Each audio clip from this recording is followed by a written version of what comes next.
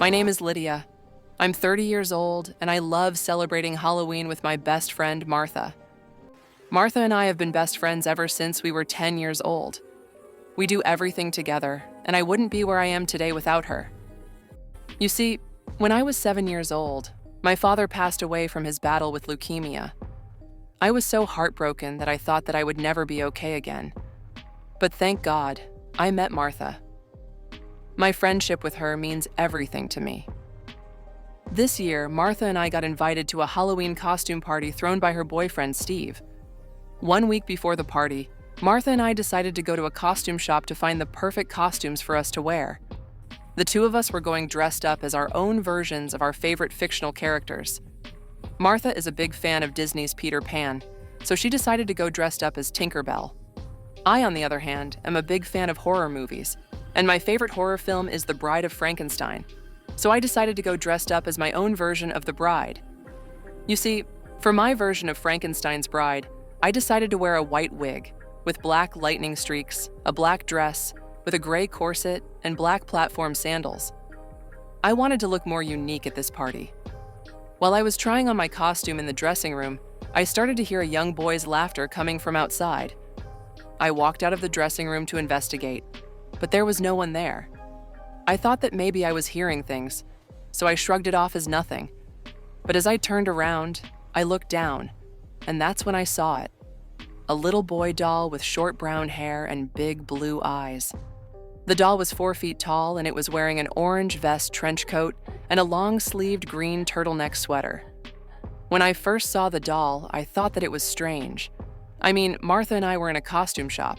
They don't sell toys here, so what was a doll like this doing here? The doll was staring at me, as if it was looking directly into my very soul. I thought that it was strange to see a doll like this in the store. I walked over to the doll to pick it up. The second that I picked up the doll, I noticed some strange things about it. First of all, I noticed that, unlike most dolls, this one felt completely weightless. I mean, it wasn't heavy at all. The doll was as light as tinfoil. The second thing that I noticed about the doll was that I didn't see any other dolls like it in the store for sale. The third, and probably the most disturbing thing that I noticed about the doll was, as I held it in my hands, its big blue eyes seemed to follow me wherever I went. To be honest, I felt a little creeped out by the doll, so I decided to put it back down. However, just as I was about to set the doll on the ground and find Martha, the doll's eyes started blinking. Then, its facial expression changed from smiling to menacing. Suddenly, without warning, the doll spoke to me, and it said in a dark, raspy voice, "Hello, Lydia. It's been a long time. How have you been?" As soon as I heard the doll speak, I freaked out and screamed as loud as I could. I was so scared that I dropped the doll on the ground, and I stared at it in fear. I didn't understand what was happening. All I knew was that this doll was alive, and that it was getting back up on its own 2 feet. I was terrified, as the doll stared at me with its big blue eyes. I thought that maybe I was losing my mind and hallucinating this whole thing. I kept telling myself, "This isn't happening. This is just in your head." As I said these words over and over again, the doll smiled and spoke to me again. It said, "What's the matter, Lydia? Aren't you happy to see me again?" I was completely shocked to find out that this creepy doll knew my name. "Who are you?" I asked. "How do you know who I am?" "Don't you remember me, Lydia?" The doll said, "You should know me better than anyone. I mean, after all, you're the one who created me. Remember?" I looked at the doll with slight confusion. I didn't know what he was talking about, so I asked him, "What do you mean? Who are you?" "It's me, Lydia." The doll replied, "It's your old pal, Riley. Don't tell me that you've forgotten about me after all of these years." I shook my head in disbelief. "I don't know anybody named Riley." I said, "Yes, you do." The doll replied, "In fact, before Martha came along, I was your very best friend in the whole world." "Cut it out," I said. "I don't know who or what you are, but I've heard enough. Now go away." "Come now, Lydia," Riley said as he reached in his pocket for a cigarette. "Have a cigarette. It might calm you down." Riley offered me a cigarette, but I wouldn't take it. I used to be a smoker. But I gave that up after I saw some commercials about some of the downsides that smoking can do to a person.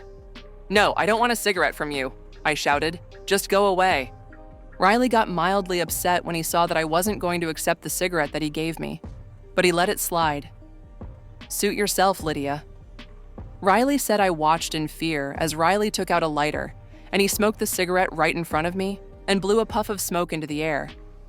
Then Riley gave me a wicked smile and said, "Well, if you don't want a cigarette, then what do you say that we get out of here and go have some fun?" "What do you mean?" I asked. "Come with me and find out," Riley said as he held out his hand to me. "No, I'm not going anywhere with you, Riley," I shouted. "Just get away from me and leave me alone." I closed my eyes and covered my ears to ignore this creepy doll named Riley. Then I repeated this phrase 3 times. "This isn't real. Living dolls don't exist." Unfortunately, the more I said it, the more I could hear Riley's taunting voice in my head. "That won't work, Lydia," Riley said. "Deep down, you know the truth about me, and you know that no matter what you do and no matter where you go, I'll always be there for you." Riley started laughing as I continued to cover my ears and close my eyes. He was relentless. No matter what I did, I couldn't get his laugh out of my head. But just as I was about to give up, Martha showed up right behind me in a green Tinkerbell costume to calm me down. "Lydia, is everything okay?" Martha said. I looked at Martha with fear in my eyes. Then I looked around, and Riley, the doll, was gone. There wasn't a trace of him anywhere. Martha asked me if I was all right, and not wanting to worry her, I decided to tell her that I gave myself a panic attack while I was trying on my costume. I decided not to tell Martha about Riley, the doll, because I didn't want her to think that I was crazy. After Martha and I finished shopping for our Halloween costumes, she decided to give me a lift back to my house. As Martha was driving, I started to calm down. When Martha pulled up in my driveway, I saw Riley, the doll, standing in front of my garage, with his hands behind his back and an evil grin on his face. As soon as I saw Riley, I freaked out and told Martha to stop the car. Martha was bewildered. She looked at me as if I was acting crazy. I got out of the car and I walked over to Riley. He smiled at me with a pleased look on his face, as he expected me to say, "Hello?" I was furious with Riley. I told him, "Listen, Riley, I don't know who or what you are, but if you don't leave me and my friend alone, you're going to be sorry." Riley snickered at my threats, saying, "Oh, you mean your real friend Martha, whom you replaced me with?" "What's that supposed to mean?" I asked. While Riley and I were talking, Martha got out of the car, tapped on my shoulder, and asked me, "Lydia, who are you talking to?" I didn't understand what Martha meant at the time, but I pointed to Riley, and I decided to come clean. I'm talking to this evil doll named Riley. He has brown hair, blue eyes, an orange vest trench coat, and a green sweater. Don't you see him? Martha stared at me with a look of confusion on her face. She looked down. Then she looked at me, and what she said next, I'll never forget.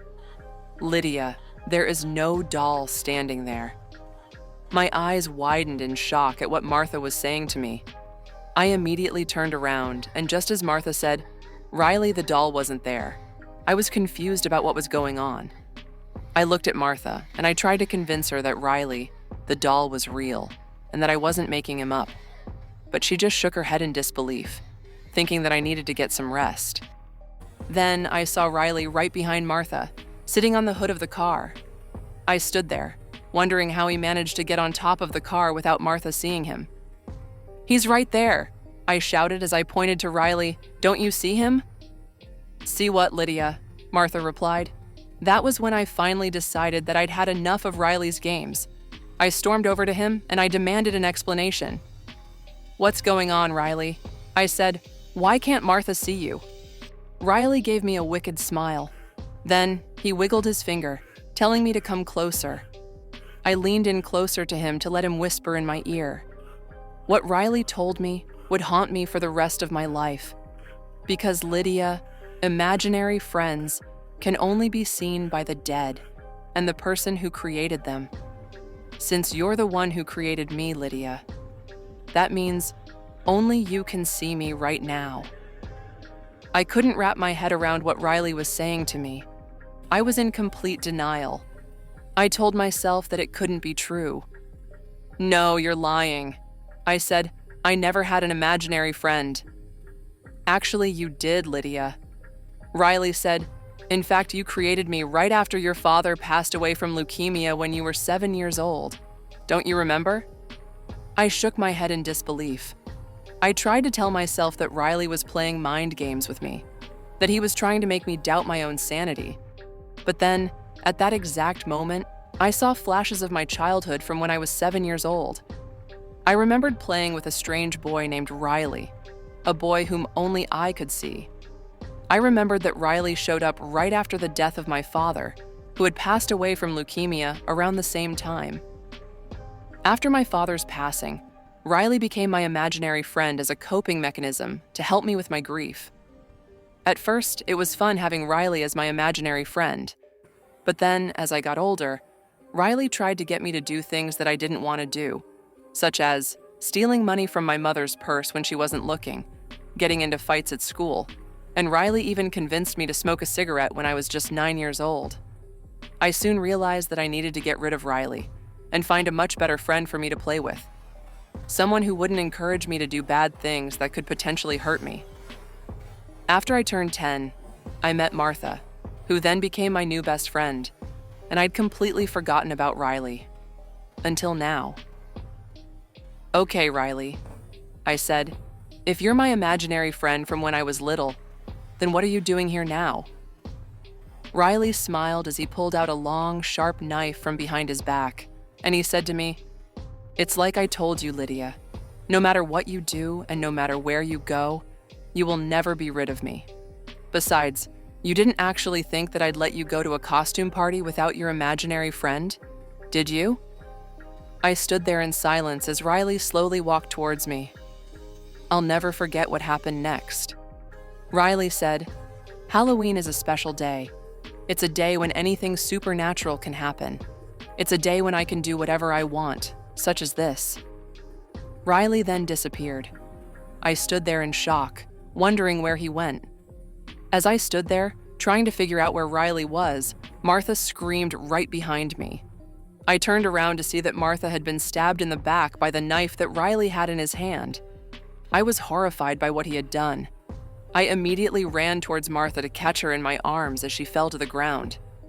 The veil that had kept Riley from being seen by Martha had somehow been broken, and she could finally see Riley for what he was. Martha was gasping for her life as she finally saw my imaginary friend for the first time. "Oh my God, he's real," Martha said as she looked at Riley. "You were telling the truth, Lydia." As Martha continued to look at Riley in horror, she eventually succumbed to her wounds and died in my arms.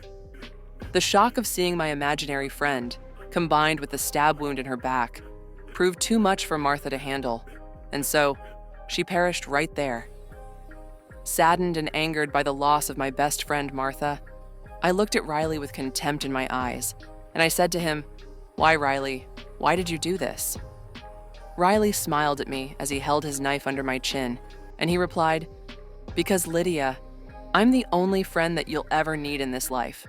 Plus, now that Martha's out of the picture, you don't need to go to that Halloween party anymore, and the two of us can play our favorite game again, hide and seek. Are you ready to play, Lydia?" On Halloween night, Riley, my imaginary friend, came back into my life, and he made it perfectly clear that this time he planned on staying with me for the rest of eternity so that I'll never forget about him again.